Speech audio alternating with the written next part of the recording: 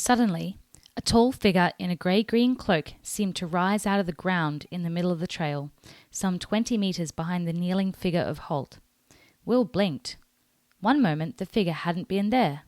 Next, he seemed to materialise out of thin air. Will's hand began to move towards the quiver of arrows slung over his back. Then he halted the movement. Holt had told him the night before, "Wait until we're talking. If he's not talking, he'll hear the slightest movement you make." Will gulped, hoping that the tall figure hadn't heard the movement of his hand toward the quiver. But it seemed that he'd stopped in time. Below him, he heard a cheerful voice call out, "Halt! Halt!"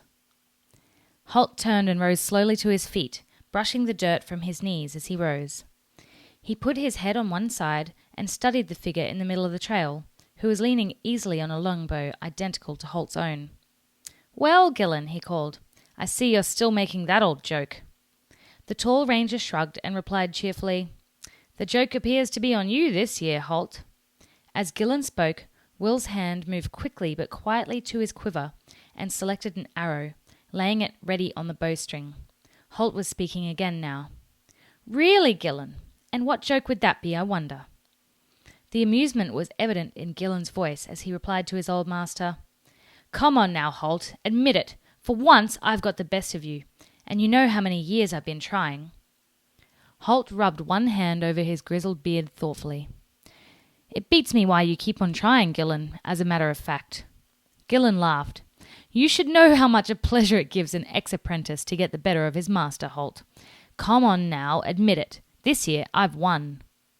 As the tall figure spoke, Will carefully drew back the arrow, sighting on a tree trunk some 2 metres to Gillen's left.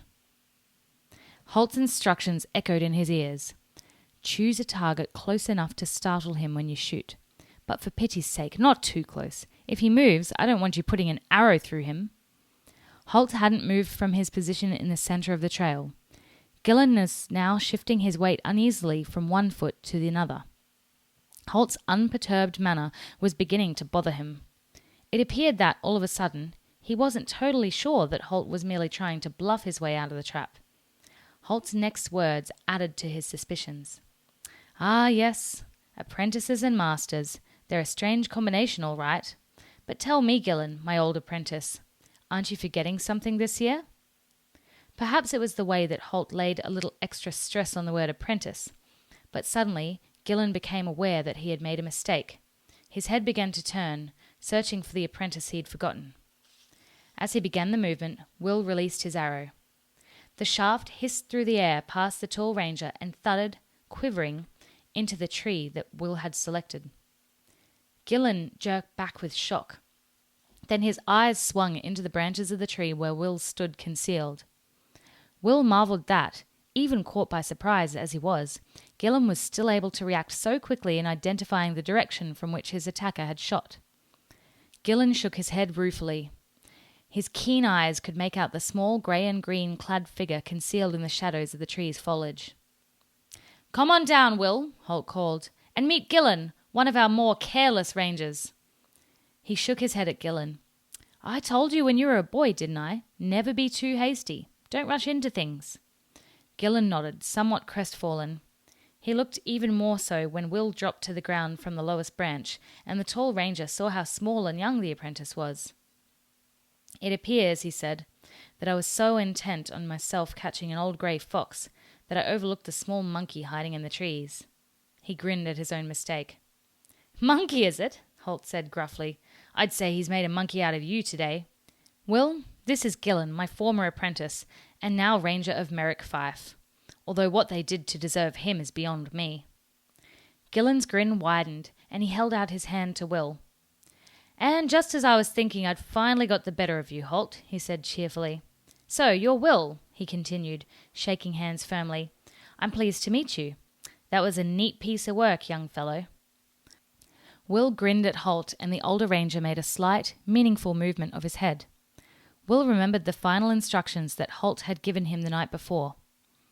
"Once you best a man, never gloat. Be generous and find something in his actions to praise. He won't enjoy being bested, but he'll make a good face of it. Show him you appreciate it. Praise can win you a friend. Gloating will only ever make you enemies." Yes, I'm Will, he said. Then he added, Could perhaps you teach me how to move like that? It was brilliant. Gillen laughed ruefully. Not too brilliant, I think. You obviously saw me coming from a long way away. Will shook his head, remembering how hard he'd tried to spot Gillen. Now that he thought of it, his praise and his request were more genuine than he'd realized. I saw you when you arrived, he said, and I saw where you'd been, but I never once saw you from the time you rounded that bend. I wish I could move like that. Gillen's face showed his pleasure at Will's obvious sincerity. Well, Holt, he said, I see this young fellow doesn't merely have talent, he has excellent manners as well. Holt regarded the two of them, his current apprentice and his former student. He nodded to Will, approving his tactful words. Unseen movement was always Gillen's best skill, he said. You'd do well if he agreed to tutor you. He moved towards his ex-apprentice and placed an arm around the taller man's shoulders. It's good to see you again. They embraced each other warmly. Then Holt held the other man at arm's length, studying him carefully. You get lankier every year, he said. When are you going to finally put some meat on those bones? Gillen smiled. It was obviously an old joke between them. You appear to have enough for the both of us, he said. He poked Holt in the ribs, none too gently. Is that the beginnings of a potbelly I see there? He grinned at Will. I'll wager he's sitting around the cabin letting you do all the housework these days. Before Holt or Will could reply, he turned away and let out a whistle. A few seconds later, his horse trotted round the bend in the road. As the tall young ranger moved towards his horse and mounted, Will noticed a sword hanging in a scabbard from the saddle. He turned to Holt, puzzled. I thought we weren't allowed to have swords, he said quietly. Holt frowned for a moment, not understanding, then followed Will's gaze and realized what had prompted the question. It's not that we're not allowed, he explained, as they both mounted. It's a matter of priorities. It takes years to become a good swordsman, and we don't have the time. We have other skills to develop. He saw the next question forming on Will's lips and went on. Gillen's father is a knight, so Gillen had already been training with the sword for some years before he joined the Rangers. He was considered a special case, and he was allowed to continue that training when he was apprenticed to me. But I thought, Will began, and then hesitated. Gillen was trotting his horse towards them, and he wasn't sure if it would be polite to ask his next question in front of him. Never say that in front of Holt, Gillen said, overhearing Will's last words. He'll simply reply, You're an apprentice, you're not ready to think, or, if you thought about it, you wouldn't ask. Will had to smile. Holt had used those exact words to him on more than one occasion, and Gillen's impersonation of the older ranger was uncanny. Now, however, both men were looking expectantly at him, waiting to hear the question he had been about to ask, so he plunged ahead. If Gillen's father was a knight, wasn't he automatically eligible for battle school? Or did they think he was too small as well? Holt and Gillen exchanged a look. Holt raised one eyebrow, then gestured for Gillen to reply. I could have gone to battle school, he said, but I chose to join the Rangers. Some of us do, you know, Holt put in mildly. Will thought this over.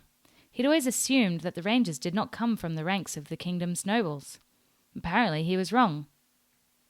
But I thought, he began, and instantly realized his mistake.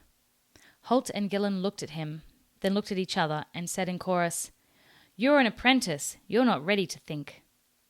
Then they wheeled their horses and trotted off. Will hurriedly retrieved Tug and cantered after them. As he caught up, the two rangers edged their horses to either side, allowing him space to ride between them. Gillen grinned once at him. Holt was as grim as ever. But as they continued in a companionable silence, Will became aware of the comforting realization that he was now part of an exclusive, tightly knit group.